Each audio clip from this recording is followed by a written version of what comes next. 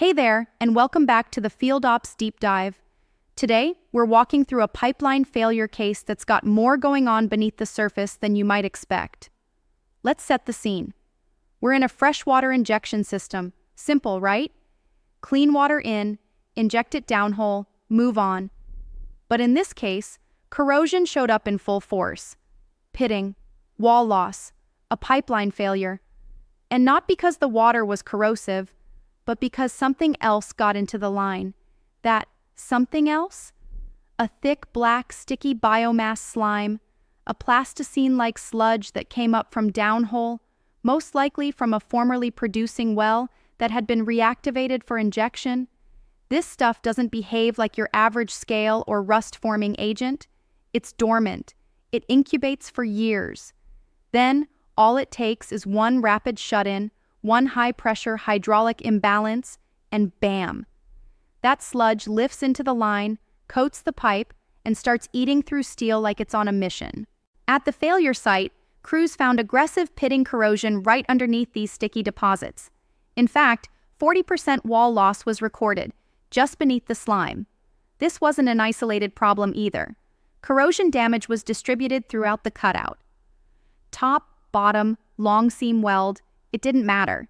The entire internal surface had been attacked. So what triggered the uplift? Backflow. When high-pressure injection gets shut down too quickly, especially in a system without functioning check valves, water reverses direction.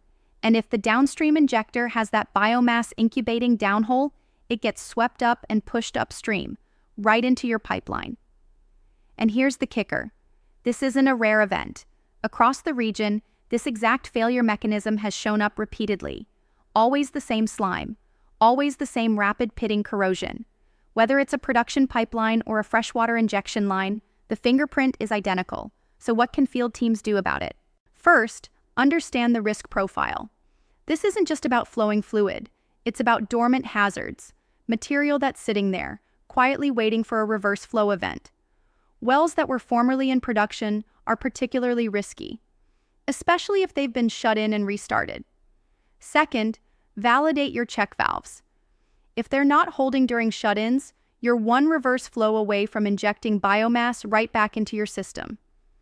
Third, minimize the severity of water injection pump shutdown events. Install variable frequency drives and pulsation dampeners on the pump discharge to lessen water hammer and hydraulic backflow. Consider replacing positive displacement injection pumps with progressive cavity pumps. Fourth, watch for oxygen ingress. While oxygen isn't the primary cause here, it turbocharges the corrosion once the biomass is present. Inject scavenger continuously and ensure the system is sealed tight. And finally, we need a mindset shift. Freshwater lines aren't always low risk. Just because the fluid is clean doesn't mean the system is. The hidden risk lies in what can come backward, not forward. If we've learned anything from this case, it's that successful prevention depends on anticipating the next backflow event, not just reacting to the last failure. So take a moment, look at your injection wells. Ask yourself, could this be the next source of a surprise attack from below? Until next time, stay sharp, inspect thoroughly, and never assume a clean pipeline stays clean. It's the quiet ones that bite hardest.